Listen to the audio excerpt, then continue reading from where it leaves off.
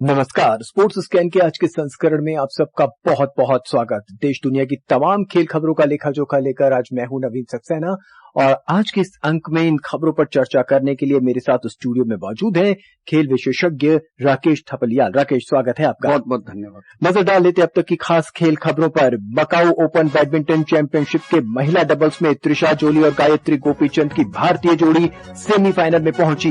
भारत और बांग्लादेश के बीच दूसरे और अंतिम क्रिकेट टेस्ट मैच के पहले दिन का खेल समाप्त होने तक बांग्लादेश ने पहली पारी में 3 विकेट पर 107 रन बनाए।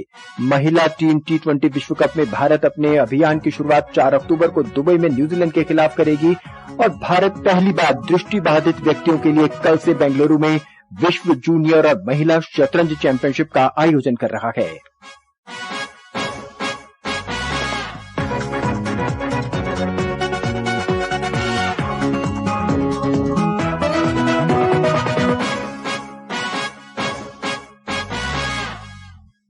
राकेश, सबसे पहले बात हम बैडमिंटन की करेंगे और सीधा आपको मकाऊ ओपन में लिए चलते हैं। महिला डबल्स का मुकाबला भारत के त्रिशा जोली और गायत्री गोपीचंद शानदार खेल का प्रदर्शन किया और सेमीफाइनल में जगह बना ली और ये जोड़ी लगातार बेहतर प्रदर्शन कर रही है। बिल्कुल, आपने सही कहा। जैसे देखिए, ये इनका दूसरा सेमीफाइनल खेलने जा रही है। ये सिंगापुर ओपन में भी जो सुपर 750 वाला टूर्नामेंट था उसके भी ये सेमीफाइनल तक पहुंचे थे। तो एक तरह से देखा जाएगा कि बेहतरीन प्रदर्शन है और मुझे लग रहा है कि ये सुपर 300 का टूर्नामेंट है तो इसमें निश्चित रूप से ये खिताब जीतती हुई जोड़ी नजर आ रही है। जिस तरीके का इनका प्रदर्शन रहा है, दोनों जो ये लड़कियां हैं 21 साल की हैं, टेरेसा और गायत्री, और बहुत जबरदस्त इनका अनुभव रहा है। और मुकाबला देखिए, ये 3rd सीडेड है इसमें और विश्व की रैंकिंग अगर इनका देखा जाए तो 23वें नंबर पे है ये जोड़ी। तो बहुत अच्छा इनका प्रदर्शन है और ये उम्मीद करते हैं कि इस टूर्नामेंट को ये जीत के ही लौटेंगे। राकेश, श्रीकांत को एक बार फिर हार का सामना करना पड़ा है क्योंकि जब भी मेजर टूर्नामेंट हो रहे हैं वो क्वार्टर फाइनल तक हार ही जा रहे हैं। कहीं कुछ खेल में कमी आई है? देखिए, मुझे लगता है कि इस साल मई के महीने में जो उनको चोट लगी थी उससे वो उबर नहीं पाए हैं और ओलंपिक्स भी मिस किया, उससे पहले भी उन्होंने ओलंपिक्स मिस किया था। तो ये बड़ी थोड़ी हैरानी की बात होती है। और जहां तक सिंगल्स की बात है, देखिए वो वर्ल्ड नंबर 1 रह चुके हैं। तो बहुत जबरदस्त प्रदर्शन है। और एक समय ऐसा था कि जब किदाम्बी श्रीकांत डबल्स में ही खेलते थे। एक विदेशी कोच हमारे आए कुछ साल पहले, उन्होंने उनकी प्रतिभा को पहचाना, उन्होंने उनको कहा कि भाई आप सिंगल्स क्यों नहीं खेलते। तो जब वो सिंगल्स खेलने लगे तो उसके बाद उनका प्रदर्शन में निखार आया और वो वर्ल्ड नंबर 1 तक पहुंचे। राकेश, बहुत संक्षेप में क्या हम ये मानकर चलें कि जो भारतीय महिला डबल्स की जोड़ी है वो अश्विनी पोनप्पा और ज्वाला गुट्टा के बाद सबसे बेहतरीन प्रदर्शन कर रही है? बिल्कुल, देखिए एकदम ये युवा हैं और इनके पास बड़ा अच्छा अनुभव है और गोपीचंद जैसे कोच का उनके एकेडमी में खेलती हैं, साथ खेलती हैं और अच्छा अनुभव उनके पास है। गायत्री तो जो हमारे कोच गोपीचंद है उनकी बेटी भी है और दोनों देखिए 21-21 साल की हैं। एक बराबर माइंडसेट एक जैसा है, अच्छे कोचेज उनके साथ लगे हुए, मेहनत हो रही है और प्रदर्शन जैसे देखिए सिंगापुर ओपन के भी वो सेमीफाइनल में जोड़ी पहुंची थी। बैडमिंटन के बाद अब आपको हम सीधा कानपुर लिए चलते हैं। भारत और बांग्लादेश के बीच दूसरे और अंतिम क्रिकेट टेस्ट मैच में कानपुर के ग्रीन पार्क स्टेडियम में पहले दिन का खेल समाप्त होने तक बांग्लादेश ने पहली पारी में 3 विकेट पर 107 रन बना लिए हैं। आज दिन भर खेल कैसा रहा, सुनते हैं विशाल से। भारत और बांग्लादेश के बीच 2 मैचों की टेस्ट सीरीज के दूसरे मैच का पहला दिन बारिश के नाम रहा। लंच के बाद कुछ ओवर का ही खेल हुआ था कि फिर से बारिश के कारण खेल संभव नहीं हो पाया। बांग्लादेश ने इस दौरान 3 विकेट खोकर 107 रन बना लिए। बारिश के कारण सुबह का खेल कुछ देरी के साथ शुरू हुआ। बांग्लादेश की टीम ने इस सत्र में 2 विकेट गंवाए। लंच के बाद भी मैच थोड़ी देरी से शुरू हुआ। इस बीच ऑफ स्पिनर रविचंद्रन अश्विन ने बांग्लादेश के कप्तान नजमुल हुसैन शांतो को आउट कर तीसरा विकेट झटका। कप्तान रोहित शर्मा ने टॉस जीतकर पहले गेंदबाजी करने का फैसला किया। आकाशदीप ने भारत को पहली सफलता 9वें ओवर में दिलाई जब उन्होंने जाकिर हसन को यशस्वी जायसवाल के हाथों कैच करा दिया। जाकिर हसन बिना खाता खोले पवेलियन लौट गए। इसके बाद आकाशदीप ने शादमान इस्लाम को एलबीडब्ल्यू कर भारत को दूसरी सफलता दिलाई। शादमान ने 36 गेंदों पर 24 रन बनाए। 2 विकेट 29 रन पर गिरने के बाद मोमिनुल हक और कप्तान शांतो ने तीसरे विकेट के लिए 51 रन की साझेदारी की, लेकिन अश्विन ने नजमुल शांतो को एलबीडब्ल्यू कर भारत को तीसरी सफलता दिलाई। कल दूसरे दिन का खेल आधा घंटा पहले शुरू होगा। Vishal Sharma, sports scan. राकेश, वर्षा बाधित ये खेल रहा है, कल भी आधा घंटा पहले शुरू होगा, लेकिन जिस तरह से चेन्नई में हमने देखा था स्पिनरों का दबदबा रहा था, यहाँ पे व्हाट डू यू थिंक कि आकाशदीप रहेंगे या फिर एक बार हमारे स्पिनर्स की जोड़ी कब्जा करेगी? देखिए, एंड आते आते तो हम देखेंगे कि स्पिनर्स इस मैच में हावी रहेंगे, क्योंकि यहाँ की पिच परंपरागत रूप से बल्लेबाजों की बहुत मददगार रहती है। लेकिन हमें भूलना नहीं चाहिए कि 3 साल के बाद यहाँ पर मैच हो रहा है। पिच का मिजाज कैसा होगा वो कोई भी इसको अभी समझ नहीं पा रहा है। फर्क इतना दिख रहा है कि वहां लाल मिट्टी दिखती थी, यहाँ काली मिट्टी दिख रही है। लेकिन एक ये बड़ी बात है कि हिंदुस्तान में मैच हो रहे हैं और स्पिनर फ्रेंडली जो पिचेस मानी जाती हैं वहां पर हम 3 तेज गेंदबाजों के साथ उतर रहे हैं जी। और टॉस जीतने के बाद आप पहले गेंदबाजी कर रहे हैं। ये एक मतलब पहले तो माना जाता था कि टॉस जीतो और बल्लेबाजी करो, हिंदुस्तान के अंदर मैक्सिमम टाइम ये होता था। लेकिन ये चीज यहाँ पर बदलाव आया। बांग्लादेश के कप्तान ने पहले टेस्ट में टॉस जीता तो उन्होंने गेंदबाजी की, हमने यहाँ टॉस जीता तो हमने भी गेंदबाजी की। लेकिन आप देखिए कि क्या होता है कि आपको एक संतुलन बनाए रखना है। एक तो विजयी कॉम्बिनेशन आपके पास था जी। और ये पिच ऐसी कोई बहुत बड़ी टर्नर लग नहीं रही होगी कप्तान को, तभी उन्होंने जो है उसी जो पहले टेस्ट की विजेता टीम थी हमारी उसको बरकरार रखा है वहां पर। और जिस तरह से आकाशदीप ने गेंदबाजी की है, क्योंकि देखिए सब लोग ये कह रहे थे कि अगर एक बदलाव होगा तो कोई फास्ट बॉलर बाहर बैठेगा तो वो आकाशदीप हो सकते हैं, उनकी जगह एक स्पिनर को खिलाया जा सकता है। शायद वो कुलदीप यादव हो सकते हैं, लोकल बॉय भी है उत्तर प्रदेश के। लेकिन आकाशदीप ने जिस तरह से आज गेंदबाजी की है तो मुझे लगता है कि उन्होंने अपनी जगह और पक्की करने के लिए अब उनके ऊपर शायद जल्दी से लोग ये नहीं कहेंगे कि भाई आकाशदीप को बाहर बिठाया जाएगा। बहुत अच्छी उन्होंने आज गेंदबाजी की, 2 विकेट जल्दी आपको दिलाए। ऐसा ही उन्होंने पहले टेस्ट मैच में भी किया था, लगातार 2 विकेट उन्होंने चटकाए थे। तो मुझे लगता है कि एक अच्छी चीज हो रही है। फास्ट बॉलर अगर आपने टॉस जीत के पहले आप बैटिंग करते हैं, वर्षा की बाधा नहीं होती तो शायद और विकेट हमारी झोली में होते, तो ये फैसला पहले गेंदबाजी करने का वो और ज्यादा सार्थक नजर आता। लेकिन बारिश ने निराश किया। ग्रीन पार्क में देखिए इतने बड़ी संख्या में दर्शक आए थे कि उनका शोर भी इतना सुनाई दे रहा था कि कमेंट्री को सुनना भी थोड़ा सा मुश्किल लग रहा था। तो मुझे लगता है कि दर्शकों को बड़ी निराशा होती है कि इतने साल के बाद वहां पर टेस्ट क्रिकेट हो रहा था, उसको देखने के लिए इतनी बड़ी संख्या में लोग आए थे। और अब बात महिला T20 विश्व कप की। महिला ICC T20 विश्व कप अगले महीने की 2 तारीख से दुबई में खेला जाएगा।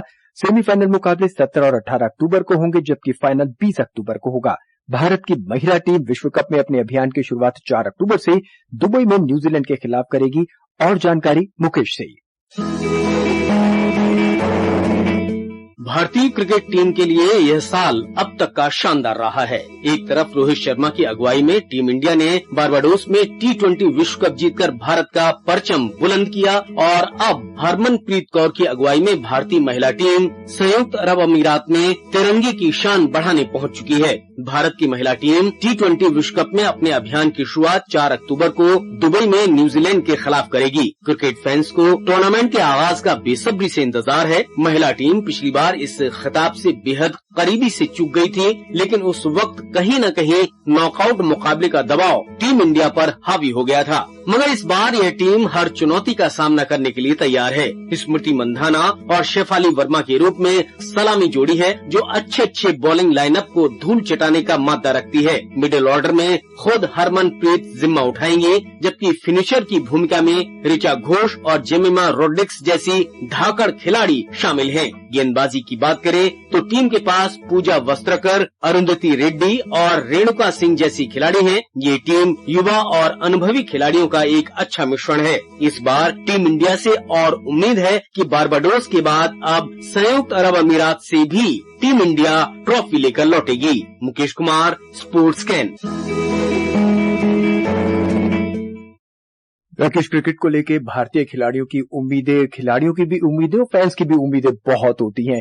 क्या लगता है कि इस बार दुबई में परचम लहराएगा? देखिए, बिल्कुल लहराना चाहिए, क्योंकि हमने देखा चाहे वो 50 ओवर की क्रिकेट हो चाहे T20 जी, हमारी जो महिला खिलाड़ी हैं बहुत जबरदस्त प्रदर्शन कर रही हैं, बहुत अच्छा खेलती हैं। लेकिन जो एक फाइनल मैच को जीतने का मंत्र होता है, मुझे लग रहा है वो कहीं ना कहीं उनसे मिस हो जाता है।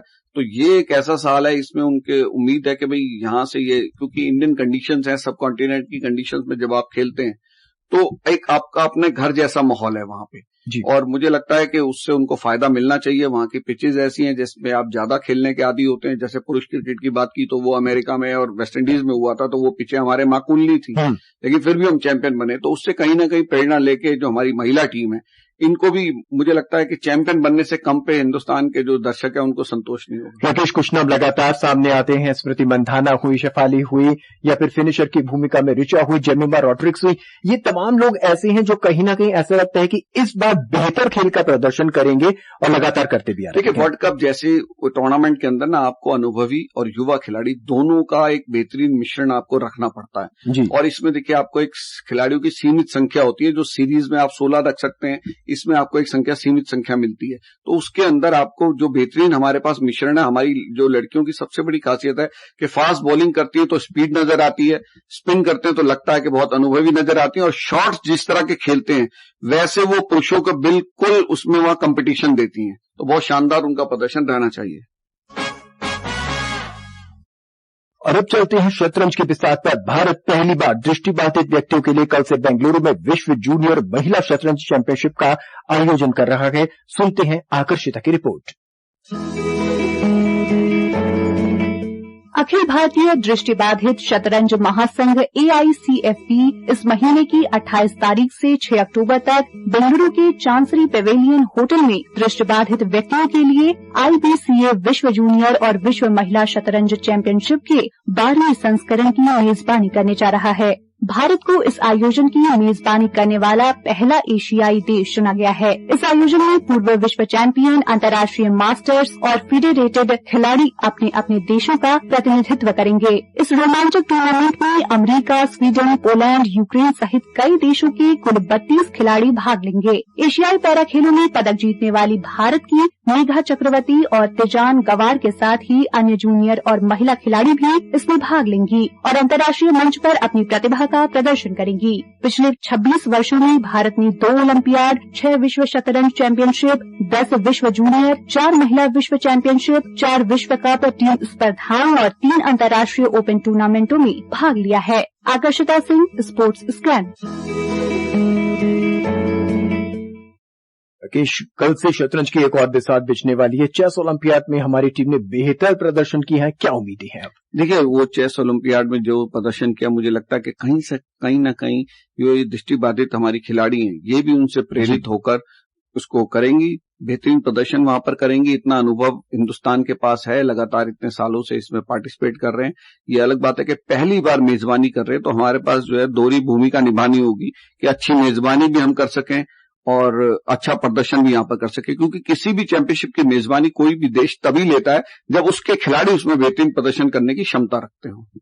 इस बीच भारत ने युवा टेबल टेनिस खिलाड़ियों के शानदार प्रदर्शन करते हुए सऊदी अरब के दमन में यूथ कंटेंडर प्रतियोगिता में 6 स्वर्ण पदक सहित 27 पदक जीत ली हैं। सुनते हैं शक्ति को। टेबल टेनिस में भारत की लड़कियों ने अंडर 19 और अंडर 15 दोनों वर्गों में सभी स्थान हासिल किए। इस तरह भारत ने 7 रजत और 14 कांस्य पदक भी अपने नाम किए। हालांकि प्रतियोगिता में टेबल टेनिस की दिग्गज टीमों के प्रमुख खिलाड़ी शामिल नहीं थे, लेकिन भारतीय खिलाड़ियों ने शानदार प्रदर्शन किया। लड़कियों ने अंडर 19 वर्ग में भारत की सुहाना सैनी, तनिषा कोच्चा, सयाली वानी और प्रीथा वर्तिका ने क्लीन स्वीप किया, तो वहीं लड़कों की अंडर 19 स्पर्धा में अंकुर भट्टाचार्य जी ने सटीक शॉट लगाते हुए रजत पदक अपने नाम किया, जबकि PB अभिनंद और जोशी मोदी ने कांस्य पदक जीता। लड़कों की अंडर 17 श्रेणी में प्रियानुज भट्टाचार्य को चीनी ताइपे की लियू सिंग मिंग से करीबी अंतर से हारने के कारण रजत पदक से संतोष करना पड़ा, जबकि अभिनंद ने कांस्य पदक हासिल किया। M हंसनी ने लड़कियों की अंडर 17 का फाइनल जीता, तो दिव्यांशी बोमिक और जेनिफर वार्गीज ने कांस्य पदक जीते। लड़कों की अंडर 15 श्रेणी में भारत के सार्थक आर्य ने कांस्य पदक हासिल किया। लड़कियों की इसी श्रेणी में काव्या भट्ट, हंसनी, सिंड्रेला और दिव्यांशी ने क्लीन स्वीप किया। मिक्स्ड डबल अंडर 19 स्पर्धा में मोदी तनिषा की जोड़ी ने हमवतन मुथु राजशेखरन, जेनिफर वार्गीज को हराकर स्वर्ण पदक जीता, जबकि कांस्य पदक भारत की सारथी मिश्रा, सयाली वानी और सुहाना सैनी, दिव्यांश श्रीवास्तव की 2 जोड़ियों को मिला। आर्य काव्या की मिश्रित जोड़ी ने इसी स्पर्धा के अंडर 15 वर्ग में स्वर्ण पदक, जबकि साहिल रावत दिव्यांशी की जोड़ी ने कांस्य पदक जीता। Shakti Singh, sports scan.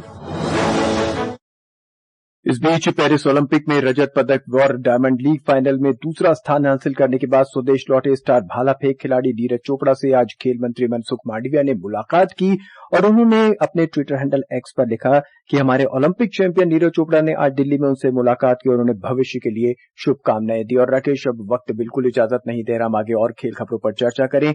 आज हमारे साथ अपनी बातें साझा करने के लिए आपका बहुत बहुत धन्यवाद। शुक्रिया आपका। आज के इस अंक में बस इतना ही। मुझे नवीन को दें इजाजत। नमस्कार।